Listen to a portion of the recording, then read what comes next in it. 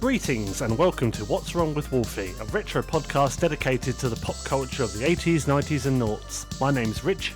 I'm Chris. I'm Jason. And this time we're talking about the seminal 2000 sci-fi classic Battlefield Earth.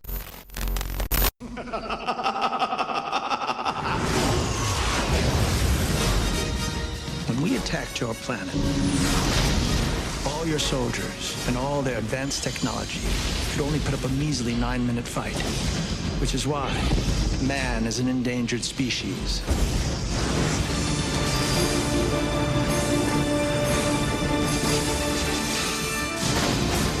There's nothing that will help you. Once we finish mining out this miserable little planet, let's do the universe a favor. Let's exterminate a lot of them. If we don't take back our planet, the last of humanity becomes extinct.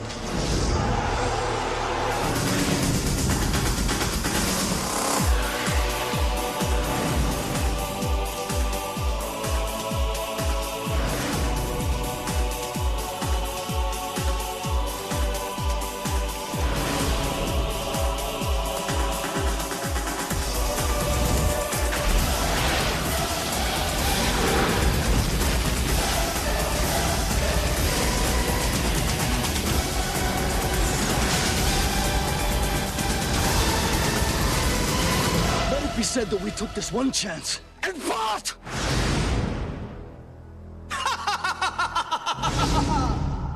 So yeah, just in case you're wondering, why am I opening this podcast? It's because we've decided Jason, Jason's getting a bit older. He needs to relax a bit. Can't be hosting every single episode. So I have just turned 46. So there you go, Jesus. So, going forth, we're each going to pick a film, TV show of our choosing, and we are going to host it. So, me first, I'm afraid. So, Battlefield Earth. It's a 2000 science fiction film based on a 1982 novel of the same name by Scientology founder L. Ron Hubbard. The story is set in the year 3000 AD, where Earth is a ruined wasteland ruled by a brutal alien race called the Cyclos. Humanity is enslaved by these gold-thirsty tyrants who are unaware that their man-animals are about to ignite a rebellion. A young man named Johnny Goodboy Tyler leads his fellow humans in a final struggle for freedom against the oppressive Cyclos. This film is directed by Roger Christian, written by Corey Mansell, J.D. Shapiro, no relation to Ben, and L. Ron Hubbard. And it's composed by Ilya Smirl. Very nicely done, Rich. You know, if I was hosting and I said that name, I would have completely butchered it.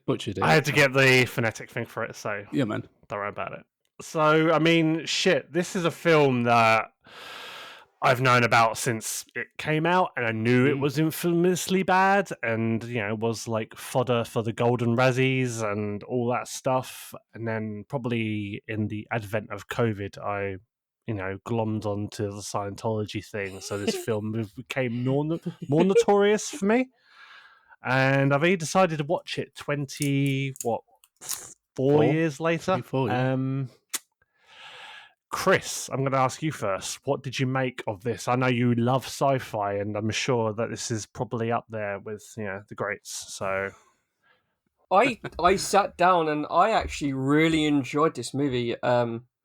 It was well made. The pacing was phenomenal, and it's got to be one of John Travolta's best performance that I've seen. No, I'm lying. It's just a piece of fucking wank. It was the Dutch Angles, wasn't it? I think. It's a film you have to watch with the spirit level. It's fucked. It's the kind of film that they'd get away with a lot of it if they put a Sci-Fi Channel original movie beforehand. Because this looked so cheap. It was like the most 90s of 90s movies that was released in the turn of the century that I've ever seen. Do you want to know what the budget was for this film? According to YouTube videos I've been watching, fucking astronomically high. $74 million. Where the fuck was it on screen? I do not know. I think most of it went to John Travolta. Yeah, and according to one I watched a YouTube video. Was it one of the producers of the film that was like, they kept saying, or is it John Travolta or someone saying, we need more CG to sell it. And he was like, and then the money just didn't exist. And I'm like, well, there it is. The proof's in the film. It just doesn't look like an early 2000s movie at all. It doesn't look like an early 90s movie, to be fair. It's just weird TV movie thing. And I don't know. I didn't even watch it on a full screen, ladies and gentlemen. I watched it on my phone while doing housework today. I didn't give it the glory of being put on a proper television. I'm gonna confess, saying as a host, I didn't even finish this film. It's so bad. I got about 80% in. I was like, I'm done. I'm ready. I had it on and I was not paying attention at all. It was literally just white noise in the background. It was just this film plays like a workplace comedy. Like, it's got that vibe of these guys who are doing a job that they hate, and it's just full of jokes about food and money and just every normal shit in the workplace. I'm like, what is this? What? And then it cuts to the dystopian future cavemen people, and they're all grunting and stuff, and then I don't know if you guys got to the end, but fighter jets that are about 1,200 years old work as soon as you turn the ignition on. It's like, yeah, they've just been sat here, and then they turn them on and they magically work. No seizing up, no oil changes. So basically, it's Jurassic World logic then, basically, with the Explorer Jeep. So. Yeah, it's speed at it works. Yeah, speed at the grace of plot. If we need it, turn it on. It's only like 30 years old. It's fine. But that was my experience. Go on, Jason. I'm still formulating my thoughts. Okay. I mean, like you say, when the film came out, it got absolutely trounced by the critics, and that was shown as well in the Razzies the year after. Like, I think it won practically every category in the awards. So I never really gave it the light of day. I thought, I'm not one to listen to critics normally. To a certain degree, I like to make my own mind up, and that's been proven many a times that that critics are wrong.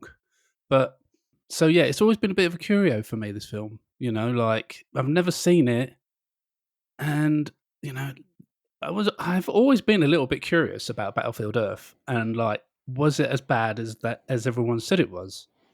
So when you said that this was the film that you're choosing for your episode, I was like, cool, okay.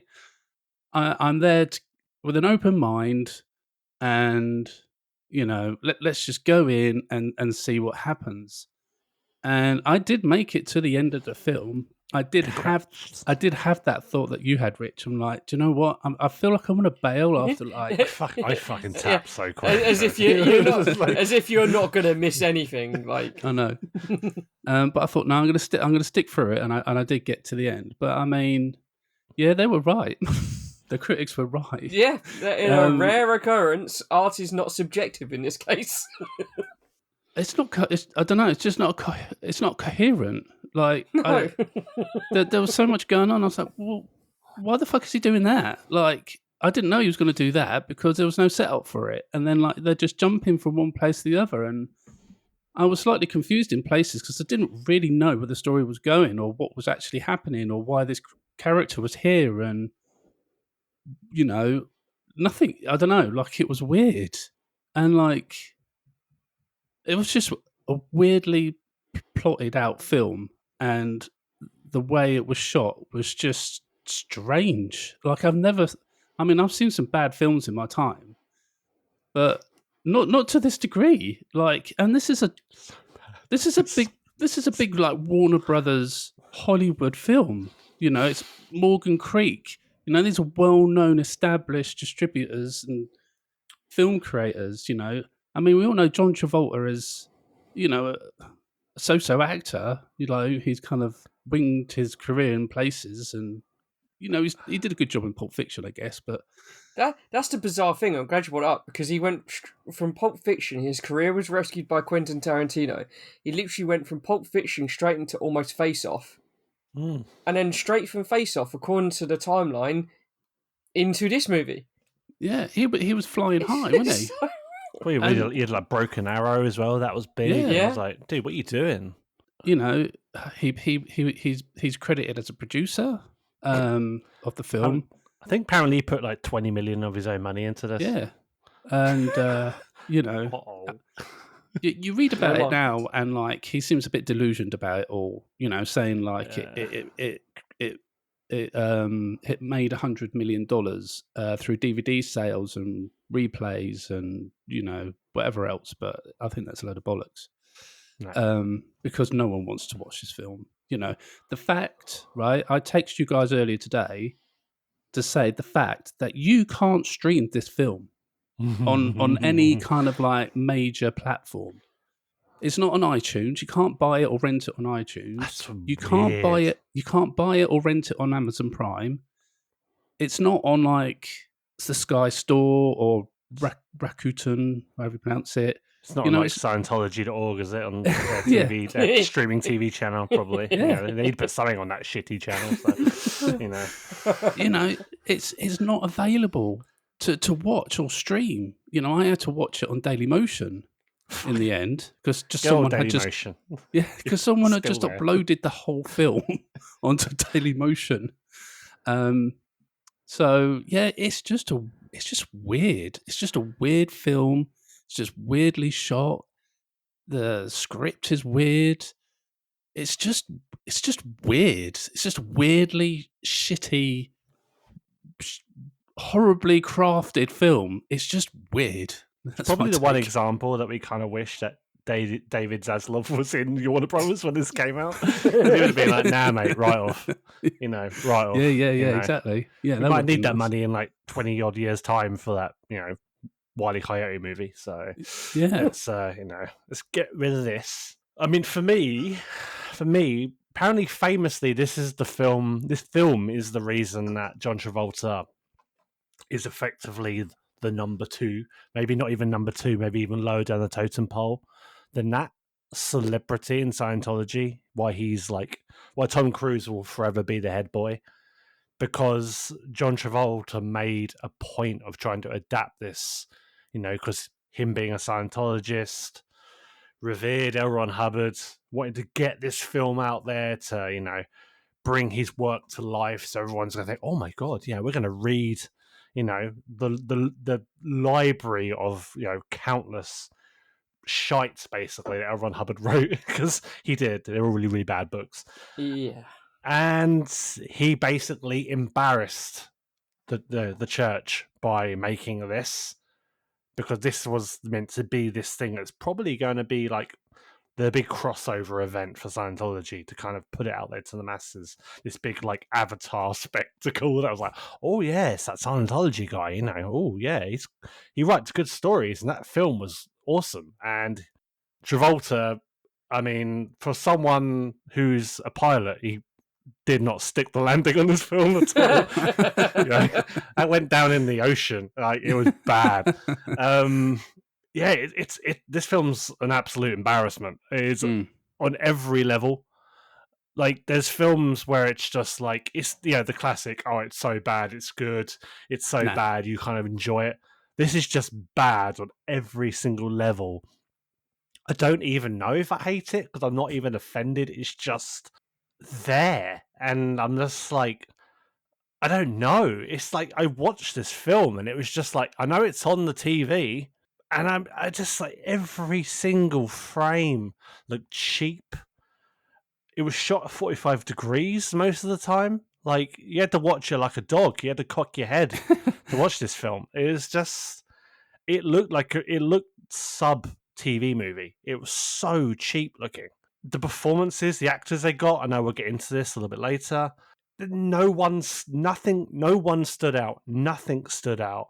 The music, the set design, any action sequences, it was just so bad. I sometimes like to deal in hyperbole, and I know there was a lot of hyperbole around this. Everyone's like, it's the worst film ever made. It is seriously in a conversation for the worst film ever made. Like, I could, and I'm not saying this to be cute, I could watch a Birdemic, Shock and Terror, and be like, I actually enjoy that film because it is actually like there's something to take away from that because it's so bad, but the filmmaker was so earnest trying to make this profound film about global warming, and he's Hitchcock, he's Hitchcock like inspiration for it. And I was like, I'm watching this film being made, and I'm taking something from it. I'm laughing at them waving coat hangers of animated, like animated gifs of birds in the sky. There's something to take from that film. This film has fuck all. It's just cheap and nasty looking, bland. Just I haven't even looked at what the director, whose name has already escaped me, what was in Roger Christian. I don't know what he's made before this. I assume he's made nothing after this. Like, I want to think it's his first film. I don't know. Like, this is easily worse than any film people like to talk about. Like, things like The Room and stuff. Like, again, at least that's remembered. People like to laugh about Tommy Wiseau and they quote it. This film has nothing. Like, is just like Scientology. No one gives a shit. It doesn't exist. It's irrelevant. Sorry, I'm getting a bit ranty now. This has left no mark on the cultural zeitgeist at all, other than the fact we're doing a podcast now and shitting on it. It's just so fundamentally bad. Like, in terms of filmmaking, we all love films, and I've never seen anything this cheap for the money that apparently went into it.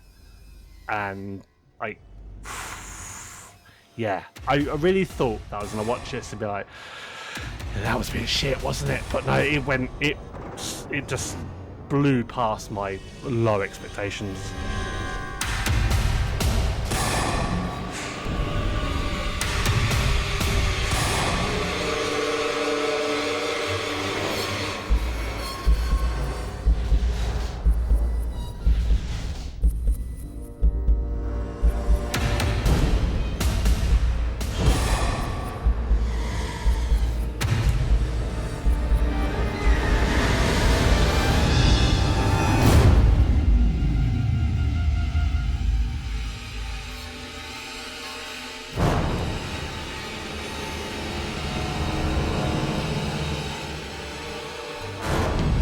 I mean, I guess we have to talk about the cast. That's kind of what the film's tied to.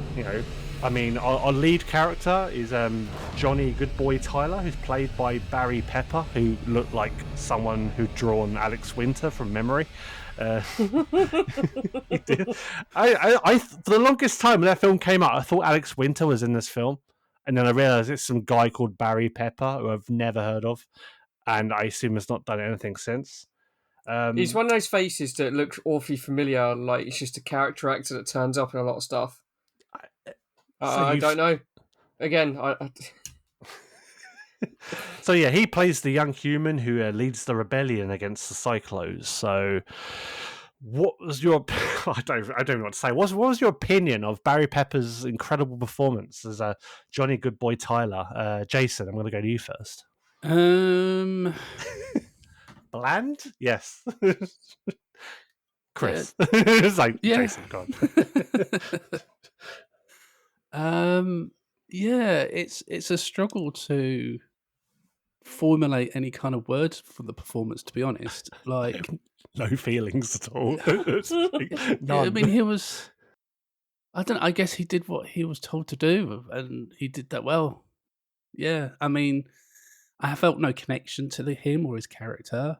I felt no emotion.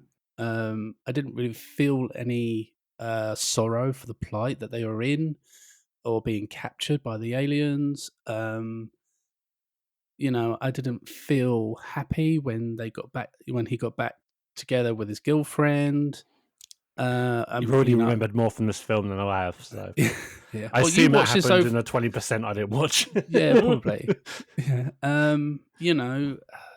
I wasn't I think by this point, obviously end of the film, I zoned out by this point and was either asleep or, thinking about cheese or something. I don't know. You're reading Dianetics, so you weren't working. I knew you were. But, I just didn't feel anything. Like, even when they won, they defeated the aliens and, they destroyed. I mean, there's a lot to divulge into this film's plot, really, and the things that they did that just didn't make sense. But I'll try and cover that a bit later. But for now, yeah, I just didn't feel anything for any of the characters, So for his character as well, I just didn't feel anything. I just felt like he was a necessity to be there, to be this lead character, to lead this group of man animals. I think that's what they call them. Yeah, you thought you called manimals, weren't you? But I guess that was a trademark. So. There's actually a supercut on YouTube of the amount of times man animals on Rat Brain is mentioned in this film. Yeah, I think it ended up being like 28 times, I think. Well, they do say in Scientology you're meant to repeat words until you understand what they mean. So there you go. There you go. Yeah. I mean, yeah, he looked the part, I guess. No, he didn't. He was just a dude in a wig. And apparently, I didn't notice this because probably wasn't paying as much attention as I probably normally would. But like his hair length changed in practically a lot of the scenes. Like some scenes it was shorter, some scenes it was longer. Incredible. See, even makeup and props couldn't be fucked. No, exactly. Yeah, it's just So there was just no connection. There was nothing. It was. I think he knew he was making a shit film, so he didn't put the effort in that he would normally do. And I mean, this dude's gone on to be in some, high-profile films. Has he? Yeah. I've got the IMDb page up here. I could have looked this up, to be fair, but I'm just I was just scrolling through his filmography and Barry Pepper has been in Saving Private Ryan Boot Camp, True Grit. What? Saving Private Ryan Boot Camp? Is that like a spin-off? That's what it's called. Yeah, I don't know what it is. Is that like a fan film? Like the new voice in a video game based on Saving Private Ryan? Creed 3. Was that Creed 3? Yeah, he's been in the Maze Runner films. Snitch. He was in Creed 3? Apparently. Shit, okay. Yeah, so I mean, he's gone on to make a load of films. Fair play to him. We Were Soldiers. Meh. 25th Hour. Meh. So yeah, I mean, he's gone on to have a semi-successful career. So I believe he's probably a better actor than what he was in this film, because I don't think he could be asked either. So, Chris, what was your opinion on Barry Pepper? Like most actors in this film, other than I think Travolta and Forrest Whitaker, what were you doing? Oh my God, you poor man.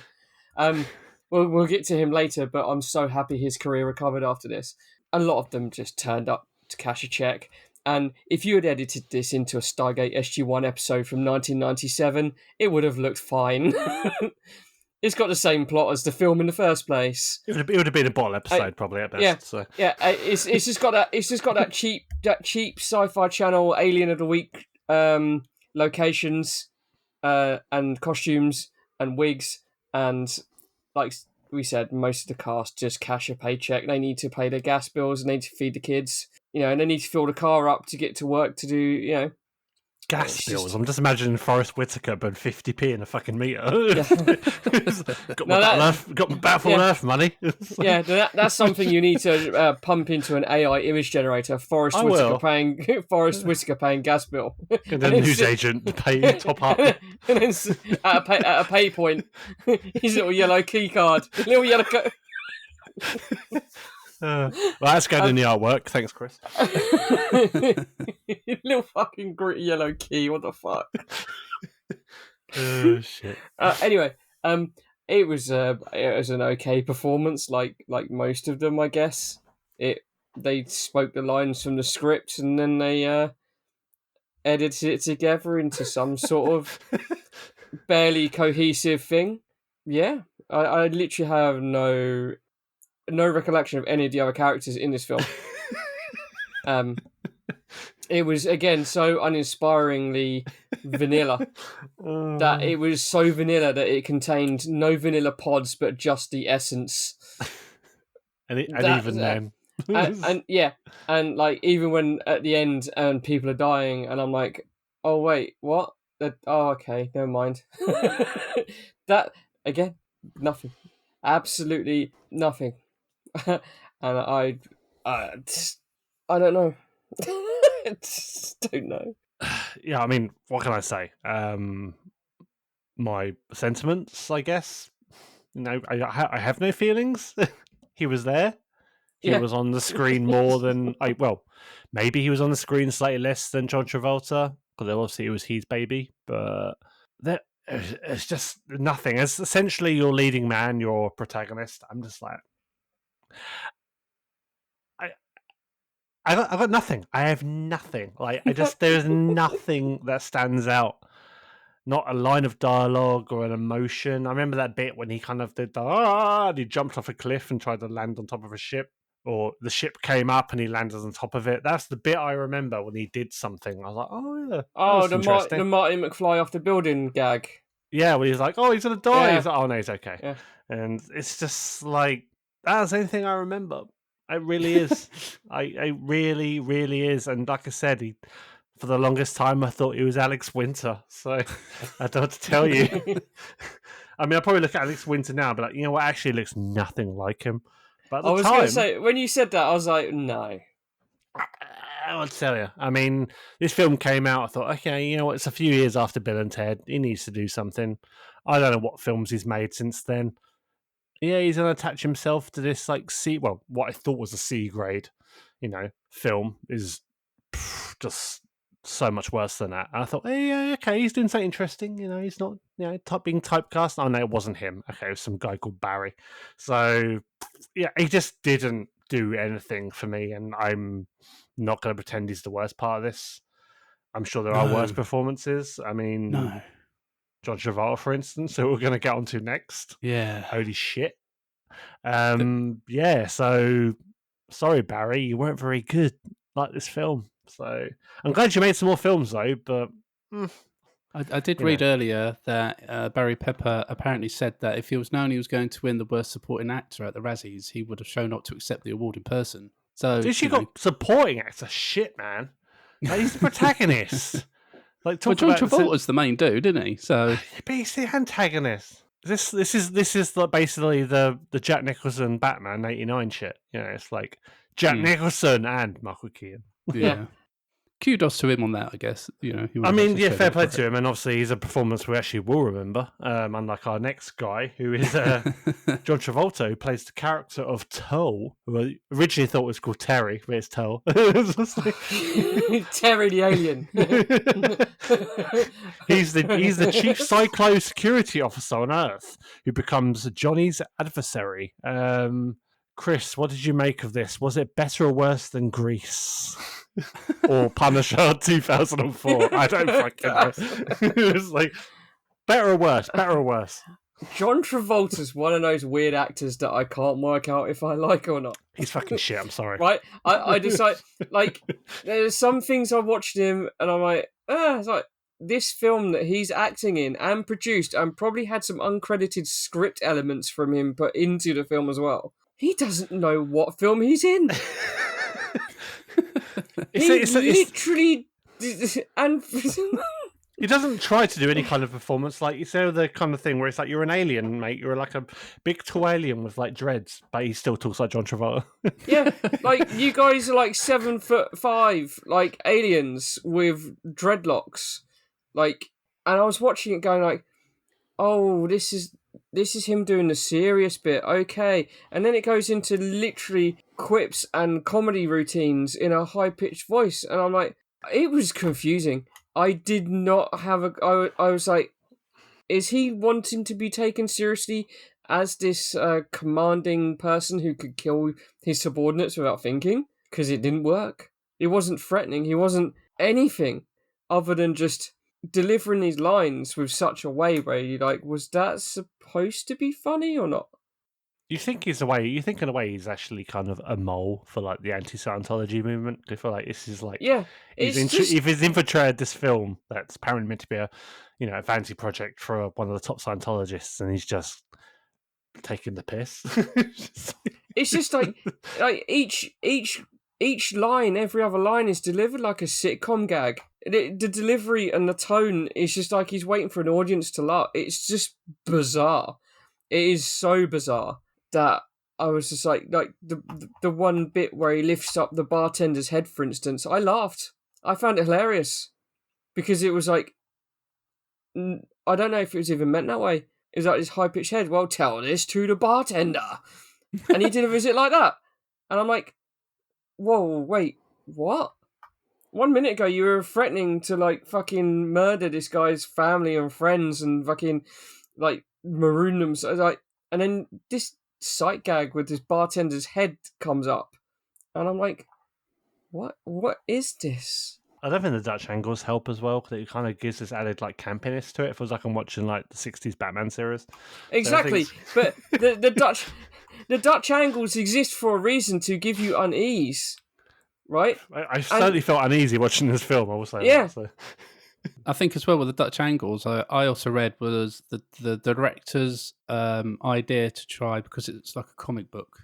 I think it's been adapted from a comic book. Or yeah, because everyone reads their comic books with a broken neck these days. Yeah, so I think his idea of adding these Dutch. I mean, listener, if you don't know what a Dutch angle is, it's like where the film's been shot literally at an angle, so it looks off kilter. It's not straight or anything. It's just at this weird angle. Left to right or right to left. It doesn't matter. That's what it kind of is. But yeah, and it works to set the mood. Yeah, apparently, what I read, he said was to try and give it a more comic book feel. That's why they were there. But Dutch angles traditionally are used, and and it was in my brain as well to mention it. The 60s Batman show. All the villain scenes were shot at a Dutch angle because it was like, oh, they're the villains. They're slightly off. They're a bit weird. It's all a bit uneasy. Kind of like you don't know how to quite take it. Like Ridley Scott and James Cameron did it in their Alien movies. All these shots where you got this anxiety-ridden stalking scenes are shot at a slight Dutch angle to give you that sense of off balance. But when it's the whole film, that's just weird. I mean, it's not even an exaggeration. It is literally. I mean, at least 95% of this film, everything is at a Dutch angle. Yeah. I wish they'd put the opening crawl, which was in German in my copy I found. Yeah, and mine. It made more sense, to be honest, that way. Yeah. But, like, the opening crawl is perfectly centered and flat. Dutch angle. Right? How fucking funny would it have been if they'd done the opening crawl and the end credits at the Dutch angle? That would have made it 10 times better just to see have they. Yes, fucking there it goes, 45-degree angle, corner to corner. I like to think it's still. I mean, I almost wanted this film to just be like on an actual rotation, so you start off straight, and it starts to go Dutch, and to the point it just goes full 360, and you don't even realise it's gone upside down. It's gradual to the point you get to the end credits and it's straight again. Like, it's like, I see what you did there. Okay, yeah, that was breaking new ground. Filmmaker there, just. I wonder if anyone on YouTube or Reddit have done a fan edit where they write these angles. That would be quite interesting. Like those guys who stabilize old sci-fi movies where the ship's shaking and they stabilize the camera and it's moving around like that. That's just mean, to be fair. We know filmmakers then, they tried and don't attack their integrity. Whereas this. Just have at it, open season. Sorry, Jason, it's your turn, is it? To talk about Travolta? I don't remember. It's like, Jason, what did you make of Mr. Kelly Preston and his terrible performance? John Travolta. Look, I've got a little soft spot for John Travolta. Like, he is in one of my favourite films of all time, in Face Off. I do like that film, and I do think he does all right in that film. But I don't know what happened here. I really don't know. Lots of things. I don't really want to know what happened to make him think that this was a good performance, because it wasn't. Like his like makeup I think his makeup was actually all right. I quite liked the design of the alien, like They weren't- face, the They weren't bad. dreadlocks, They weren't bad. and you know the little breathing apparatus that they needed to use was quite ingenious. It was a bit different. Never really seen it like that before. I didn't really like the fact that they had to be 7 foot tall aliens, like with like I don't know, like with these like really thick soled boots on. It looked like they were wearing flared jeans and platforms. Looked like they're going to break into an it ABBA looked like they're number. looked like they're going out for a disco. You know. Yeah. It's fitting for John Travolta. I mean, It Yeah, did. I suppose. I didn't even make that connection. Oh my god! Saturday Night Phaeton. There you go. Oh, But- does that mean yeah. he's walking down the street with the bartender's head instead of a pot of paint at the beginning? Dancing. Ask the bartender. Yeah, Bee walking Gees. into it with the Bee Gees head. I need to edit some of these scenes. It would have been a better film, to be fair. Yeah. What, with the Bee Gees added or the entire Yeah. Saturday Night Fever soundtrack? And yet again, apparently I read that he had to be on was it 4-inch stilts or something to give him the height that they were looking for. But yeah, his performance was just like the film was just all over the place, and it wasn't very good. And I don't really know what else to say that hasn't already been said. And I don't. There's no redeeming. There's nothing I can pull out the bag to say. Do you know what? He did all right in this scene, or whatever. Because he I don't know. Did he do all right in the opening scene where he was told that he thought he was leaving Earth? He thought No. he'd done his he'd done his sentence and he was being sent home, only to be told that he's going to be there forever. That scene was fucking weird because it was kind of it kept cutting back to like the reactions, like it was bloody one of those like telenovelas, the old the Spanish like soap operas. They kept Yeah. going back, and it was like reactions, and it was like just them like he's being Yeah. kept here for another 30 years or whatever the hell it was, and I was just like, this is shot so weird. Yeah. But he was like really pissed off, and they were like, they were like kind of like getting a bit of a kick out of it, and it was just Yeah. go back and forth, back and forth, back and forth. It was such a weird like way they went about that scene. Yeah, and like it, and one of the other, we talked about the Dutch angles of the film, but there was one other thing that the director used throughout the film to no great effect, and only made it look cheaper, and that was used in this scene as well, and that was like the slowdowns. Like there was loads of slowdowns in this film, and I don't really know why they decided and they slowed down scenes that didn't need slowing down. They were running. They were basically running under, so they had to like slow down scenes to increase Right. the run time. They didn't need to. This film is just under 2 hours long. They even if it was an hour and 20, it'd be fine. They didn't need to stretch out this running time at all. Or a 20-minute mini movie, a short movie. Maybe, or like a nice little 5 minute Yeah. short. But yeah, so yeah, in that particular scene with that slowdown as well, yeah, it was just really weird, wasn't it? But The only Um, slow down bit I remember, there was a bit with like Johnny, whatever the hell his name is, good boy, when he's running through loads of like explosions and stuff, and it was Yeah. like it's almost like they tried to capture that kind of like lobby sequence from The Matrix, where it's just lots of stuff exploding either side, and he's just yeah, kind of yeah. gunning down this like hallway, whatever, and I'm just like, I guess it looks okay. I Yeah, guess. but that's the I- thing. Those shots are normally Right. filmed at high speed shots cameras, Yeah. like 300 frames a second. This was probably just filmed on a normal camera and just slowed the fuck down, so it ropey as fuck. Fucking artifacting all over the place. Like what the fuck? YouTube 0.25 speed, just fucking go.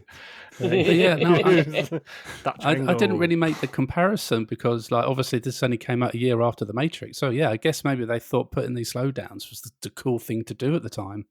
But yeah, it didn't. It was weird, and like they really liked using. So this is how much I have not got to say about John Travolta, that I want to talk about these other things that were shit in the film. But like when they used to transition from one scene to another, they really like to use the really cheap Like, I don't know They did all what the they call wipes, it. didn't they? How Like, Yeah. how dare they use Star Wars wipes in this movie? Yeah, but they weren't proper Star Wars wipes. They like started from the middle, didn't they? And they went to the edge of the screen. Yeah, on the so fucking- on the doors fucking- opening. On the fucking star effect, like it's home video. It's like- I mean, Yeah. I can do that on Yeah. my editor on my fucking laptop. I mean, I'm sure it was possible in the year 2000. So In shot, I use video editing, random stuff, and you can do better wipes than this. But the audacity of this movie to try and capture the Star Wars look.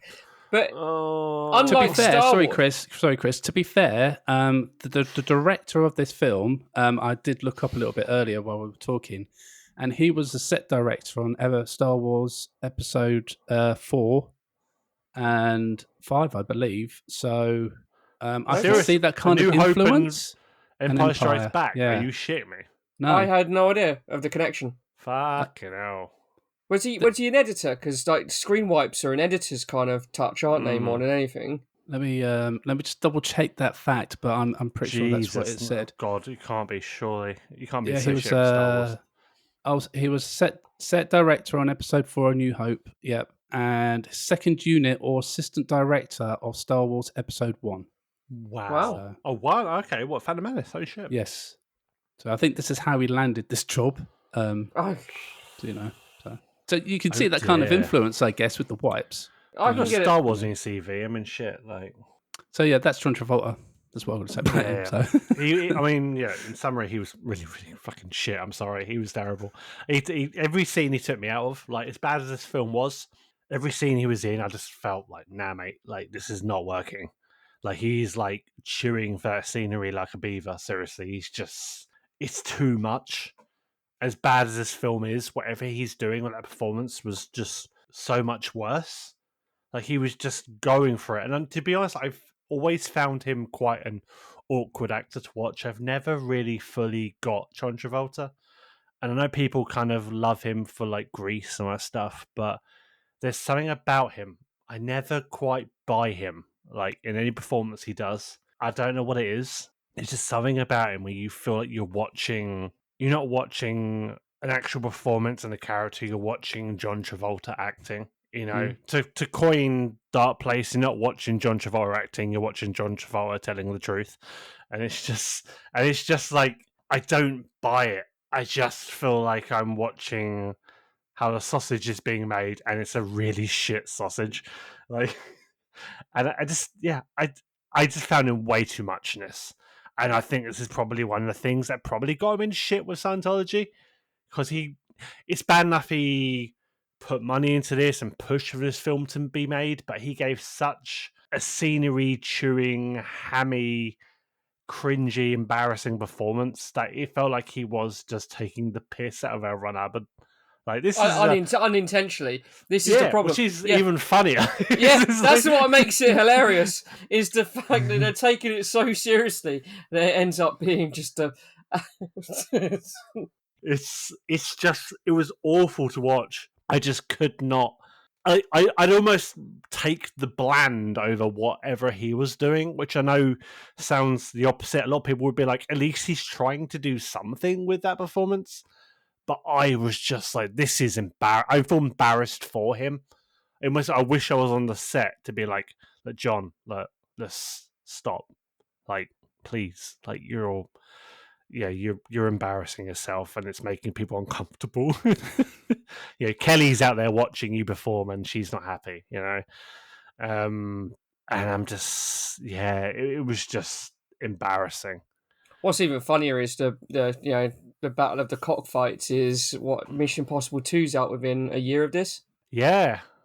Is it? Yeah, because 1996 was the first one. Yeah, It was like a 4 or 5 year gap. 2001, 2002. I think it was just 2000. It was same year. Yeah, so it would have been. It was at 95 least, was the first film, so it was a nice little yeah, gap. so it would have been at least filming at this point, and again, it's unintentional. John Travolta does this movie, and then boom, here comes Tom Cruise with something bigger and better and faster, and he had Limp Bizkit as well. So fuck you, John. and unfortunately, as much as we malign Tom Cruise, his films sometimes are fucking great. Seriously, man, if Limp Bizkit done a song for Battlefield Earth, I think we'd be doing a different podcast right now. So, yeah. I think I still have the single of Limp Bizkit's Mission Impossible No, in my I know why you want to hate me. I don't throw anything out, and I come across some gems of the past. It's funny. Also, that song was used in the video for Tom Cruise when he won his Medal of Valor from Scientology. They used the instrumental version of that song. He won a Medal of Valor. Yeah, it was for? Not being Scientology. assassinated. It was a Scientology medal. So it was bullshit, but they used an instrumental version of "Take a Look Around" by Limp Bizkit. So yeah, so he won a medal. John Travolta did not. So if he did win a medal, it would be for a really bad performance. So I can only imagine the medal ceremonies at Scientology churches like the end of Star Wars: A New Hope. Every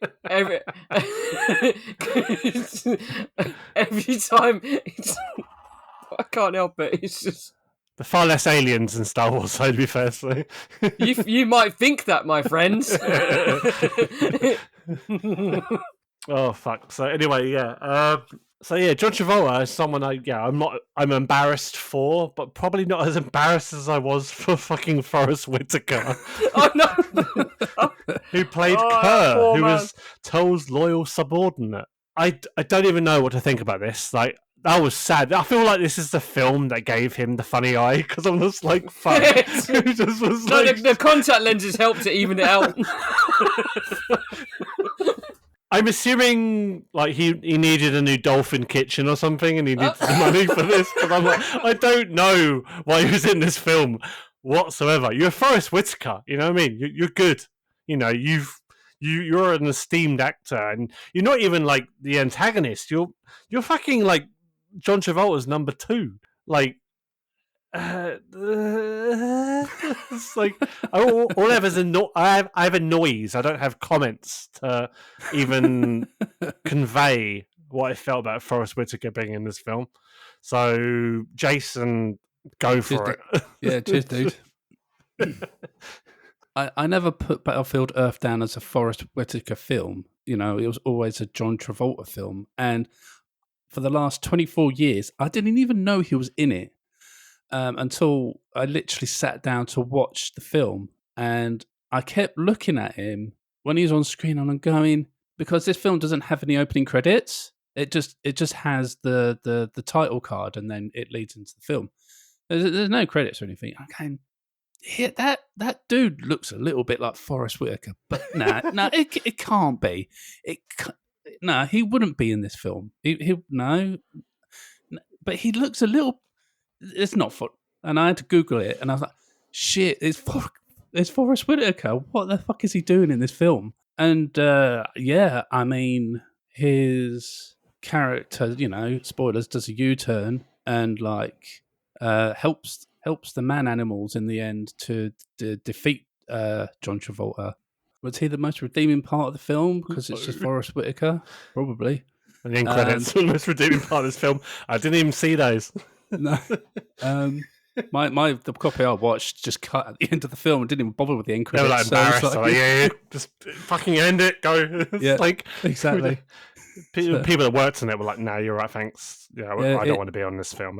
It did the cheap Star Wars white thing, and then it was like, no credits. So it would still be in German. It's like...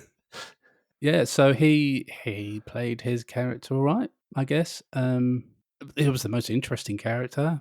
Did he even say much in it? I don't feel like I just watched him kind of like do little grunts and reactions. It feels like I never really watched him deliver dialogue. Maybe, again, I was just not paying attention. Yeah, no, he didn't say a lot. I mean, there was, you know, just like, oh, yes, sir, okay, sir, or whatever, or, you know, this, that, and the other. So a good use of Forrest Whitaker, though. That's good to know. So I think near the end of the film, he... because like halfway through the film, John Travolta teaches him a lesson on like protecting yourself so you know you don't get into trouble. So like in his example, he recorded this conversation, so like he's got a backup. So if he ever gets accused of something, then he's got this video to prove otherwise. You know, it's evidence or whatever. So I think near the end of the film, he turns the tables on John and like goes, oh well, I did learn from the master on how to do, protect myself and have backup evidence or something like that. So I think probably that was his longest line in the film. Okay, so he had like a bit of an arc then. It was probably the one. That's what I mean. I think he was actually... he was probably the more interesting character of the film because he did have that arc, and he did turn sides and help the man animals in the end. So, but that, yeah, I mean, yeah, like I don't know, like a lot of the film, like I mean, this pisses all over City Hunter, big time. At least we have things to say about City Hunter. I've just got nothing about this film. So yeah, that's Forrest Whitaker in Battlefield Earth. Yeah, but you not having to say anything, surely that means it's probably still worse than City Hunter. I mean, at least if you got something to say about City Hunter, I don't know. I mean, like when I say pisses over City Hunter, I mean like as in the I think City Hunter is like bottom of our chart. Yeah. So I was in this pisses all over City Hunter, as in like it's even worse. Okay, good. I was making sure. I mean, that number 2 is in terms of the shit. Yeah, no, don't, please, you got me wrong. Yeah, I mean, good. I was going to say that, yeah, shit. So, sorry for the Sorry for the confusion there. But yeah, so yeah, that's for it. Yeah, I've got nothing else to say about that. I'm afraid. At least City Hunter wasn't funded by Scientology money. Exactly. Exactly. So, yeah, I mean, I think I kind of touched upon Forrest Whitaker when I kind of introed this, and yeah, I didn't understand it. Like I said, I feel like he had a bill to pay. I don't know. Yeah. I feel like it's one of those like Ben Kingsley things where he's like, I'll do this film for like Uwe Boll. I'll travel to Romania for 2 days and, you'll pay me and I'll do this film and I'll fuck off. And he doesn't care. He just gets to go so I don't know where this was filmed. I imagine this was filmed somewhere like in fucking Vancouver or something. I don't know. I think it was shot in Canada, yeah. Of course it was. Yeah. That's why it looks like every sci-fi original. Yeah, I thought I recognised that from the X-Files.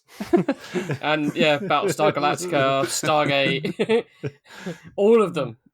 But what's funny is with Forrest Whitaker, again, like you guys, I've never seen this film until today. No. And last night I did a bit of YouTube watching as you do late at night, and I was sitting there, I was just like, oh, wait, what? He's in this? Okay. But again, like, he turns in a good Forrest Whitaker performance, but it's just there to think that 5 years after this, he will be playing Idi Amin, right? In The Last King of Scotland, in 5 years after this. This was the film that got him ready for that role, I mean.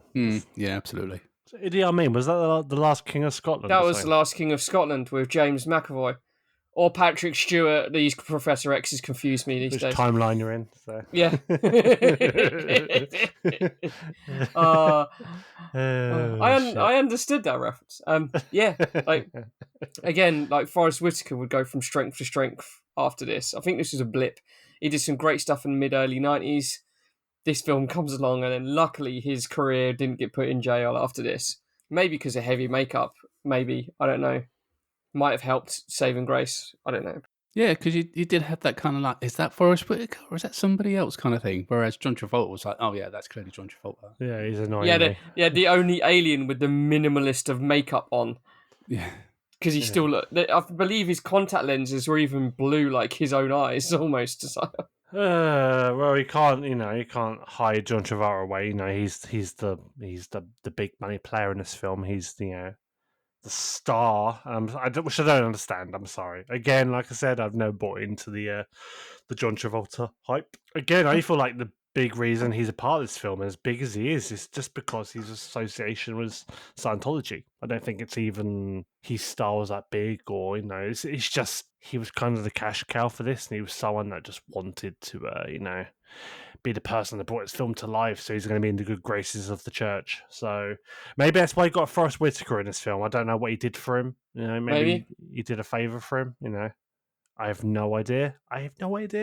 It's almost like the genesis of this movie is very much like the genesis of L. Ron Hubbard, the author.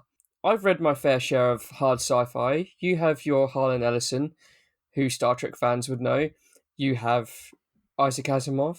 You have Philip K. Dick. And then you have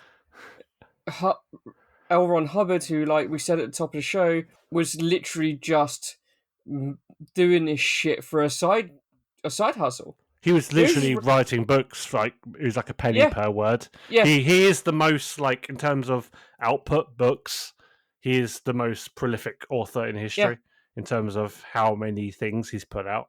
Yeah. And even, I think, isn't he second or first against Stephen King for output of the same genre? He's probably ahead of Stephen King, to be fair. And again, it's just like a lot of sci-fi authors, like, they'd have a plan, they'd have a plot, they'd have characters, and I believe L. Ron Hubbard has had many court cases of plagiarism against him, and he's got off scot-free and not paid a single penny to these authors who have said, that's my concept, that was my manuscript, or that was my script for this TV show. Well, how has it ended up being a plot point in your book? Big fraud. And it was like, he's the version of AI from the 50s and the 60s. It's just, we're going to take this, and that, and we're going to uncohesively stitch it together, put some mumbo-jumbo about shit. Now, books and sci-fi is all made up. Yes, it is. However, a lot of authors and creators will have a plan, and they will stick to it, and they will flesh it out. They will build their worlds. Here comes L. Ron Hubbard. Ron Hubbard's the AI of the 50s. Yeah. AI's got better teeth, though, to be fair. So yeah, and it is literally like someone's just ripped random pages of other books and bound a book and put L. Ron Hubbard on it. What show is that from? Is that Krusty's autobiography where it's like 2 or 3 different books? Probably, yeah, I think so. In The Simpsons. And yeah, it's like that. It's like a cobbled together mess of different pages and chapters from random things. I've never read an L. Ron Hubbard book. I've seen documentaries on YouTube about it, and I'm like, no. I mean, I think L. Ron Hubbard, in a way, this is evident with this like terrible film and this terrible book, is like he's the original like content creator. He was just putting shit out for volume and like engagement. It wasn't about quality. It was just like words per minute, penny per words, revenue. Just get out there, just like and subscribe in the 50s. Yeah, don't forget to like, subscribe, and follow for updates. And it's not unlike any modern day cult starters that we see every day these days either. It managed to somehow win over people, and they follow your every word, and they don't question it. And next thing you know, you're president. And again, Scientology happens. What the actual fuck happened there? Trust me, no one's buying into that shit anymore. It's kind of hilarious. It's good. It's relief. But that he started it on a dare from a fellow author. Yeah, he said. Yeah, it was a fellow author or researcher said, "I dare you to start it." So fucking did, and he had the last laugh. He said, like, basically, there's more money in a religion than there is in writing. So he started a pyramid scheme, basically, And the rest is history. So COVID, I was just like deep down the rabbit hole watching Scientology stuff, and I just like.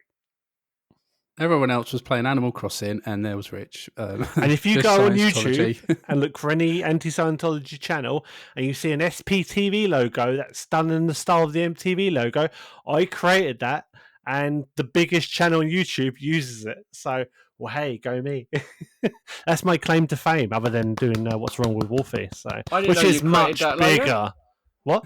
Was that SPTV, did you say? Yeah, that Aaron Smith-Levin, the Grown Up in Scientology. There's Kelly Copter, she uses it as well. Literally, there were people walking around Clearwater protesting, wearing a T-shirt with my logo on it. I was like, How did you get to create a logo? I just emailed it to him, because he was asking for logos, and he just like glommed onto that one. He's got it on his studio behind him. He's got like a neon sign made of it.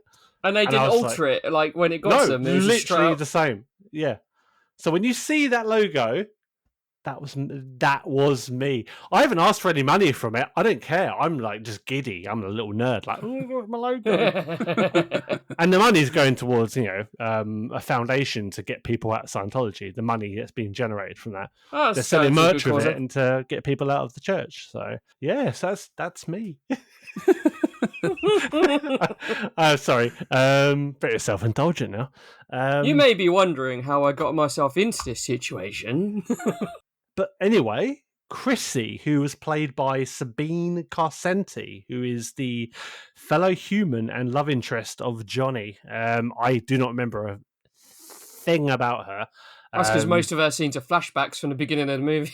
Were the flashbacks 45-degree angle? Where were they? Ups, down? Where were they at? Oh, it's such a bizarre fucking movie. I like to think all the scenes that were filmed like at 0 degrees were like dream sequences, and everything that was actually happening in the moment was at a Dutch angle, so you could tell them apart. I don't know. I didn't really notice if it was. That would have been hilarious. I mean, I don't remember much about her. Chris, No, not really. Was she like the maybe she was just the movie love interest, wasn't trope she? love interest? Get the girl, win the prize. Looks pretty. She's got kind of curlish hair, ethnic features, and it's just like, yeah, I guess, just a filler in it. Just rinse, dry, repeat. That actress will do. Can she act? No, but she do. Get her in. But I felt nothing of the thing because it was abandoned all the way through the movie until the last pivotal moments of the film, where he has all his lights flashing before his eyes, what he's missing or what he's losing out on, and all those things are played again. The only thing he's losing out on was every minute it was in this film.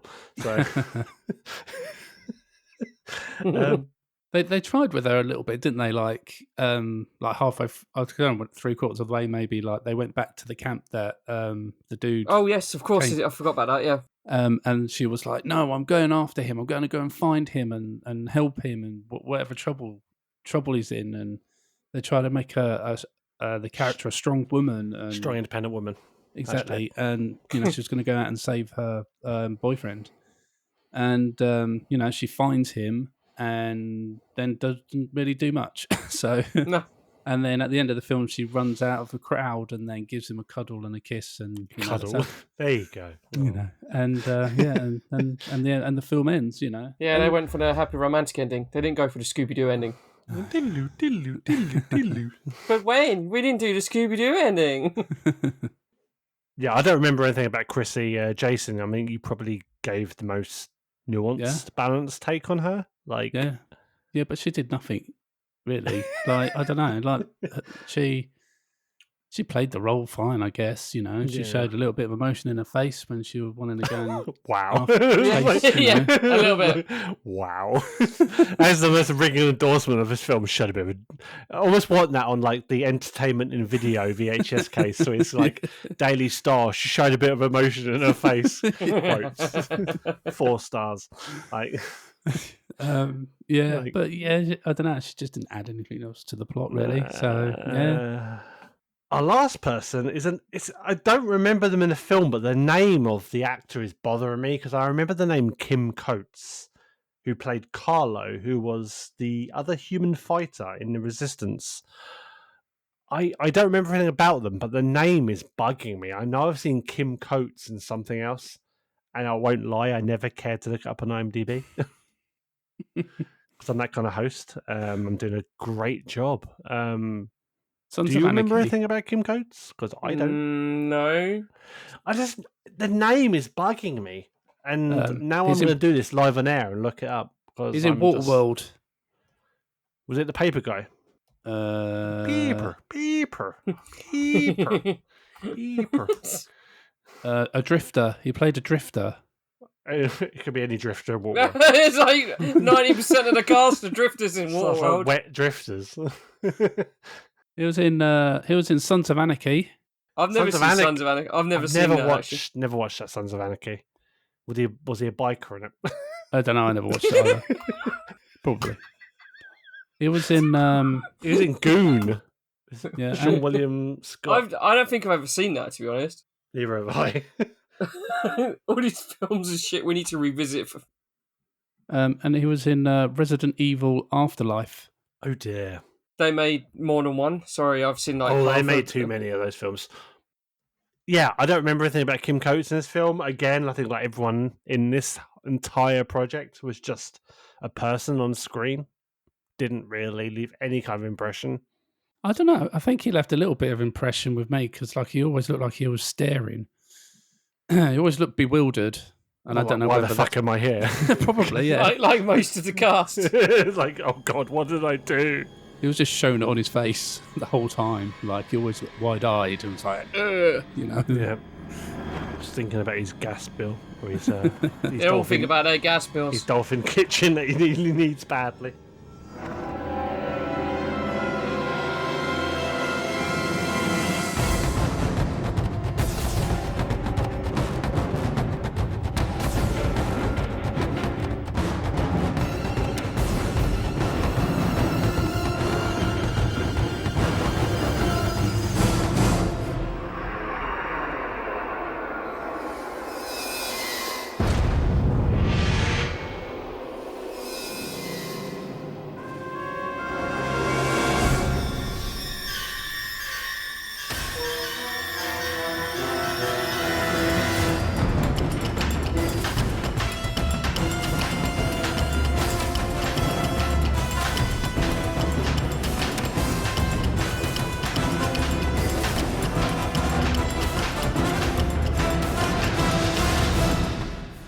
That's enough of the cast. I'm going to ask you now. I'm going to put you guys really on the spot and ask you, what's your favourite moment of this film, other than the end credits? That was my answer. Damn it! I'm going to have You Chris stole first. it, So Rich. Give Jason time to Bastard. think of another answer other than the end credits.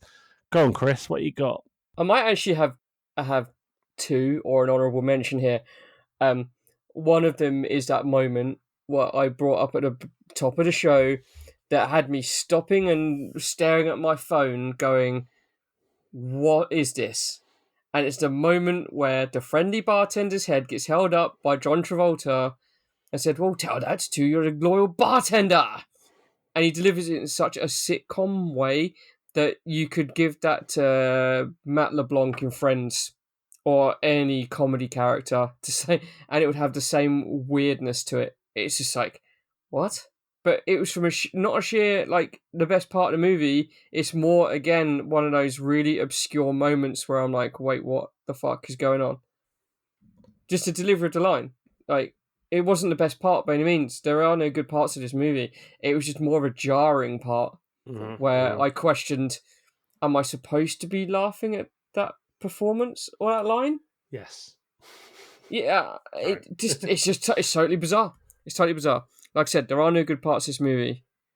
Although I do give them 10 points for watching the end of Goldfinger for the end of this movie. You didn't make it to the end where they went to Fort Knox. I didn't know, so crack on. They found Fort Knox and they used one of those alien ships and found Fort Knox, and then they went in there and it looked directly like Goldfinger. You think fucking Odd Job and Sean Connery were fighting in it. Basically, what they went in there for the money, wanted all the gold. They took all that. What was the idea behind that scene? They found Fort Knox and... No, they get sent, don't they, to mine gold. Mine gold. So that's Scientology then, basically. Okay. Yeah. Cool. Okay. So they do the whole. Is it the time machine where the time traveler goes to the far future and reteaches the culture from the future about the past? This is like the H.G. Wells time machine. Right? Yeah. Yeah.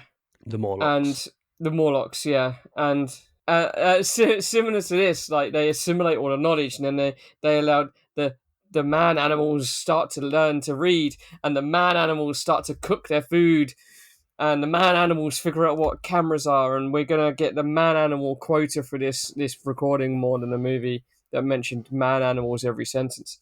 But basically, the man animals find Fort Knox, use an alien ship to get there, and then they ship the gold to where they're mining it. This is like the most convoluted, like insanity. To a point where the fucking advanced aliens don't realise, well, they do. He even says, well, when did you get time to smelt it into perfect blocks? Surely that's a red fucking flag of your slave race who have managed to do this. So they're getting all this stuff from Fort Knox, and they're delivering it to these guys, and they're covering their tracks, and then they end up trapping him in Fort Knox in the end amongst the gold for a gag to end the movie on. But at least you got your gold. And Forrest Whitaker just laughs, and then the screen wipes to the credits. Of course it wipes. But I was just like, oh, okay, yeah, that's Fort Knox. Gold bars stacked to the ceiling. But yeah, there are no good parts of this movie apart from unintentionally fucking hilarious parts of this movie.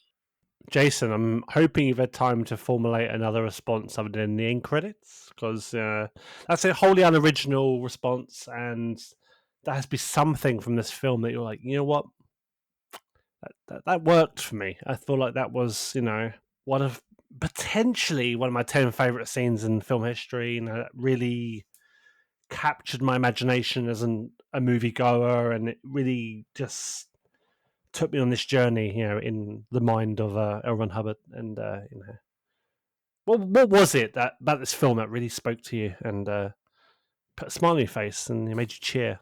The end credits. Yeah. You know what? I'm gonna take it. It's fine. I'll hold it against you. I can't formulate an No. answer to the question, unfortunately, because I can't even make one up. No, I had to. Or I can't even take a little tiny bit from a scene and, extrapolate on that, on why that might have been a good point of the film or that particular scene or anything, because there isn't anything, nothing makes sense in the film. The plot doesn't make sense in the film. There's so much like weird shit that just happens in this film with no, like I said at the beginning, no coherence. And so it just makes it really hard to, I don't know, like, I don't know, making a nuclear bomb. I don't know. Barry Norman over here, Jesus. Yeah. So, yeah. I'm making as much sense as the film does. You're making far more sense than the film does, trust me. I mean, I don't know, the planet being blown up by a nuclear bomb, that makes no sense. Is that a good scene I to forgot choose? that one of our human nukes can blow an entire planet of an advanced race up. Yeah. So, yeah, maybe that bit. There you go. That's my favourite scene. The observatory. It doesn't matter, honestly. It really doesn't No. matter. Like, even the Babylon 5 quality special effects, when we've had planets exploding in various sci-fi movies 10 years before this, it looks way more convincing than this did. Yeah. Go on, Rich. What about yourself? For me, I'm going to go. There was one like little kind of random scene with a character called Chirk, who was played actually by Kelly Preston in a cameo, where she's basically with the character of Tull, and she tells him, "I'm going to make you as happy as a baby cyclo on a straight diet of Cabango," which is basically the cyclo equivalent of white lightning, essentially, just the alcohol they drink. And then proceeds to generate his CGI tongue and make Travolta kind of wiggle, like aroused. Yeah. And I'm not even trying to be cute. I'm not even trying to get like a Kelly Preston joke in there. It's just like, it was probably the one moment in this entire film I felt like, you know what, you're given some degree of levity, some degree of like, I'm not going to say world building, but that's like way too generous, but like, you gave the film something, like even in a somewhat throwaway comedic moment that had some kind of like weird little character thing where like he was like Tull was like ooh, and she was like CGI tongue and like being flirtatious. I was like, you know what? It's actually something like bedded in this sea of fucking bland. Like, and I just took it. I was like, you know what? Even the worst CGI tongue in the world, it's giving me something.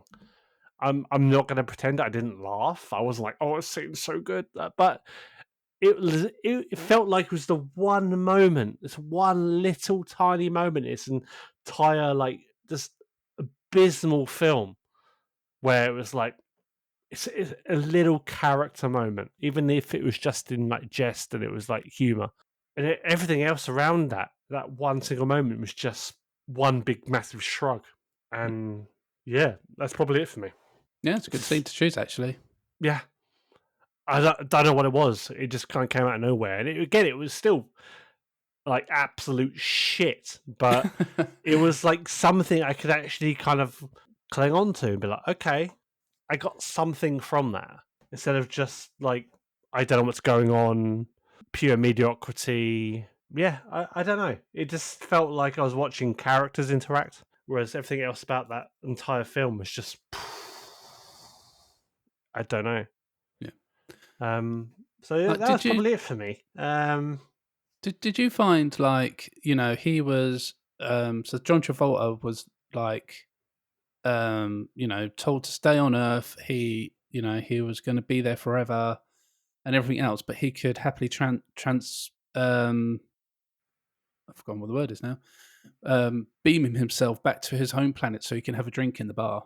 I mean, I would like that. I would like the technology if I could just be here and then go somewhere else to have a drink and then come back.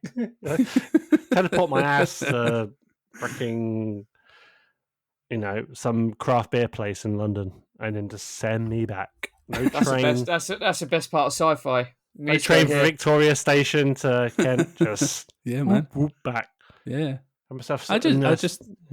I just thought that was weird. And like when the first time they did it, I couldn't really place where they'd gone or what had happened and where they were. And like I think it kind of in the second time it happened, it kind of dawned on me like, oh, he's going back to his home planet. He's gone to a bar and he's drinking his green alcohol beer thing and Cabango. Yeah, and he's having a good time. And I just didn't think Bingo, bango, bongo. I just thought it was a bit weird that he could do that when he's been told that he needs to stay on Earth, but he can go back to his home planet whenever he wants. It just contradicted what happened at the beginning. Maybe he's just not allowed to gallivant around the galaxy. Maybe it's just like two places. But then the comment about being essentially exiled on Earth it just doesn't make any sense. No, it just contradicted itself. Doesn't make any sense. It's just there. So yeah, weird. There are things about this, and it's one of the things I really want to get into. But like actually observing this film, there isn't a lot of, as much as probably people think, oh, this is like a Scientology film. It really isn't. There's like some stuff in it. I mean, even the name of the race, the Psychlos, it is a bit of a riff on psychiatrists, which is something that Scientology takes incredibly dim view on. That think basically psychs are inherently evil. I did wonder about that because when I was listening to it and watching it, I was like, wait a minute, Elron. Yeah, I see what you're doing. And I didn't get it until you just like kind of confirmed it. 100%. It was a bit of a jab at psychiatrists, and the whole psychiatric care thing is meant to be a big no-no in Scientology. If you want help, you want clear thinking and clear thoughts, and go hold on to the cans and go auditing. That'll fix you. Scientology. It'll cost you quite a lot, and it won't do jack shit. But I can vouch for psychiatrists; they're pretty cool. But yeah, Psychlos was definitely that. Probably was the most obvious reference to Scientology. I don't really feel like there was much more else in this. Surprisingly, you think there would be some themes woven into L. Ron Hubbard's like fictional writing. I don't know how much. I don't remember when this was actually as a story. Battlefield Earth as a book was originally published. If it was before he really did the whole Scientology thing, this might have been one of his pulp bits of writing that he did before he got deep into being a religious leader. I don't know. But yeah, it's 19. Believe it or not, Battlefield Earth was published within our lifetime, pretty much 1982. Shit. Why do I think that was like a 1950s novel? He did actually do an album based on this as well. L. Ron Hubbard. For the record, he did do music. A lot of Scientology music, which is like really fucking bad. There was an album called Space Jazz, not Space Jam, Space Jazz, and it was like a Battlefield Earth something, and it was basically musical tracks based on the book. I don't believe anything was kind of used or paid tribute to in this film. I think it was pretty much just a generic film score. But that's probably as far as the actual Scientology references go. Maybe see it as a companion piece rather than anything directly related. Yeah. Maybe. I mean, the only other thing is I like Scientology. You should avoid it like the plague. It's really bad. And a massive waste of money. Yeah, it's just not really much more I can say about this film other than it's really terrible. Really terrible. Again, I went into the hyperbole in my mind thinking, oh yeah, it can't be that bad. Oh shit, it's bad. Because I just don't feel anything. Like, I could watch the City Hunter and be like, you know what, this sucks. But hey, this had a Street Fighter scene in it. What's this got? Nothing. Like, I got to see, bloody Ken and Ryu and Blanca, whatever it was in City Hunter. The nice little parody they did. Hell yeah, great. That was Chun-Li, wasn't it? Yes, it was Chun-Li. whatever this film was, no. I mean, if City Hunter has Street Fighter in it, this film is basically Clay Fighter. It's that bad. It's just that bad. Yeah, it's not good. It's not good at all. And I'm glad I finally seen 80% of it.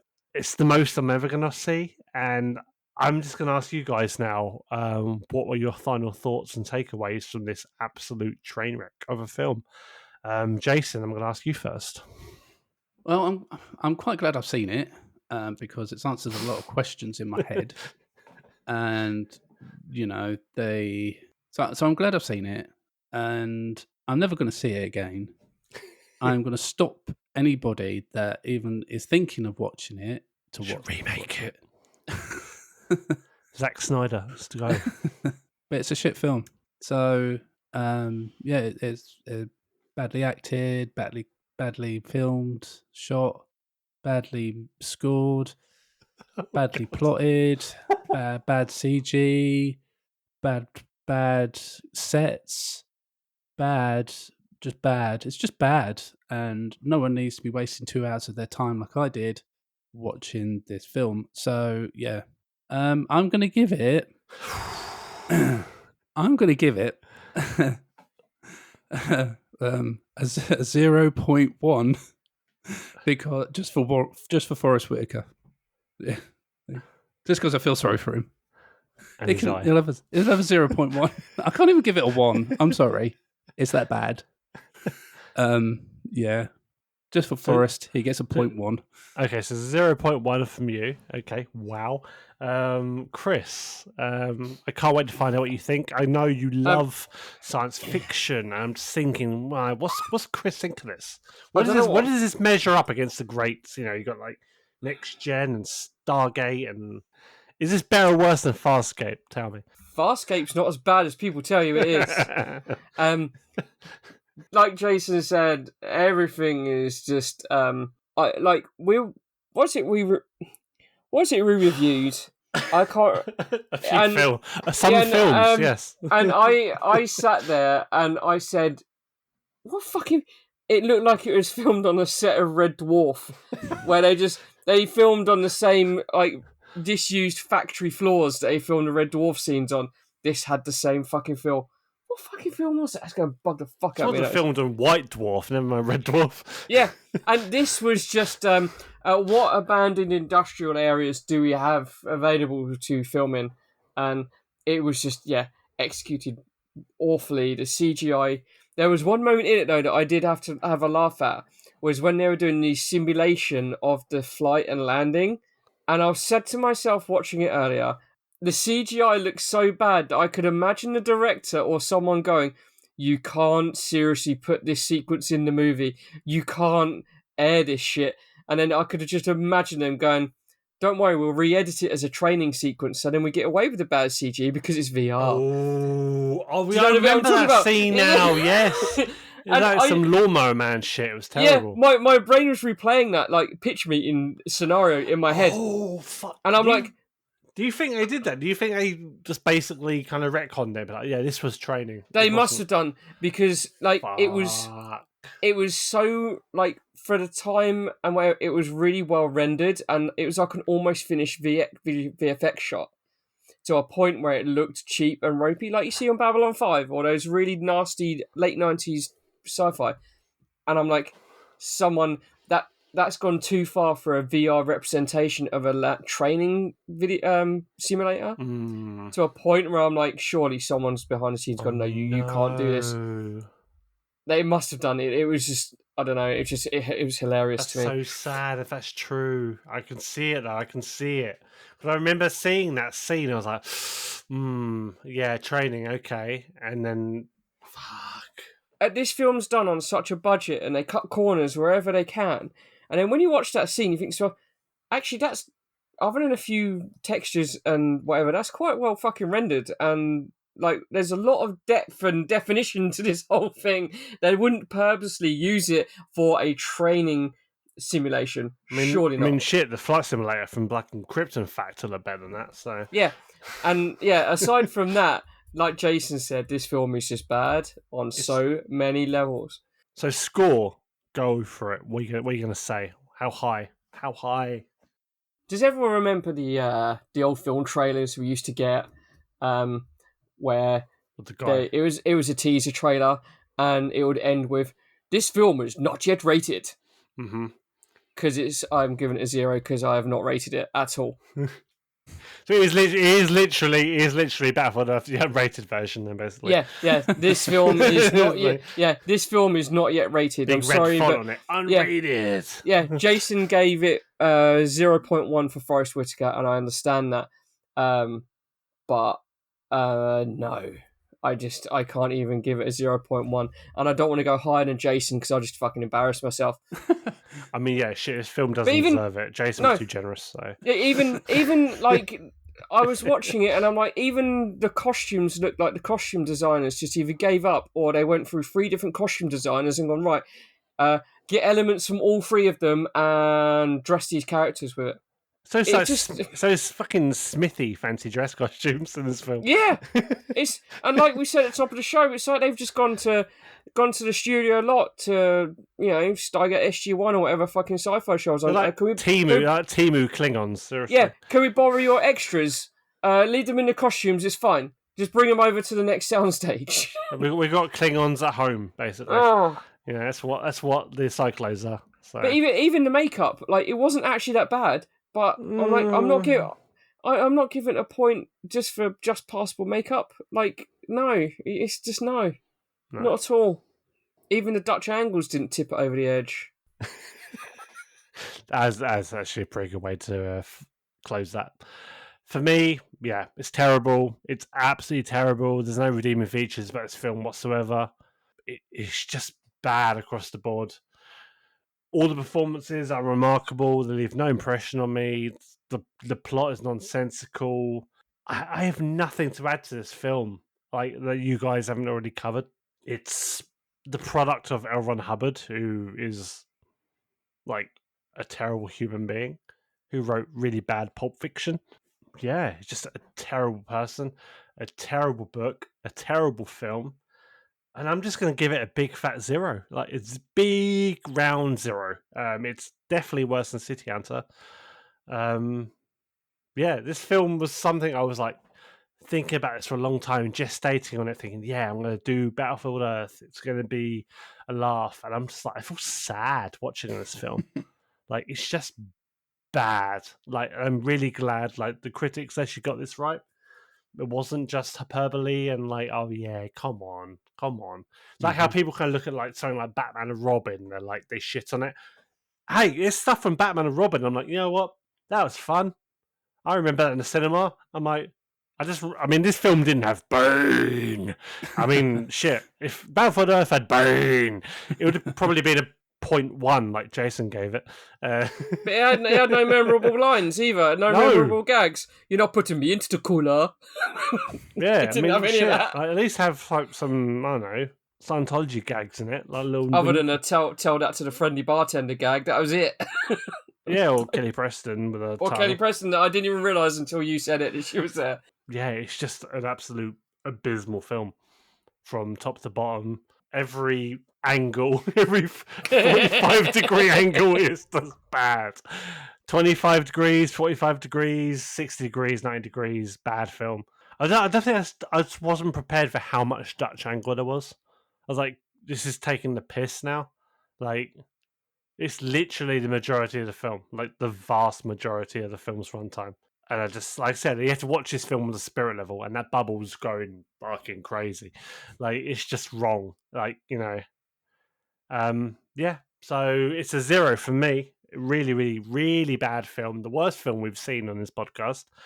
Worse than City Hunter. So I'll give it that. It's actually made City Hunter a more, appealing film. So if Steve was here, what do you think he'd score it? He'd probably comfortably give it a 0. I think he'd go full bore on it and be like, nah, this is just terrible. It's just terrible. I agree. Yeah. I don't think he'd be generous whatsoever. I think Steve would be very much just on this film. Minus 1. He might go 1 better than me and Chris, so, and 2 better than you. Maybe. But yeah, I don't even need to look at the table now. I know where this film sits, and it is comfortably number 20 under City Hunter. That was on 7.7. This is on a 0.1. So that's a cumulative score of 0.1. So, which is basically just what Jason gave it, because me and Chris gave it nothing. So that says pretty much everything you need to know. John Travolta, I don't know what to tell you, dude. What were you thinking?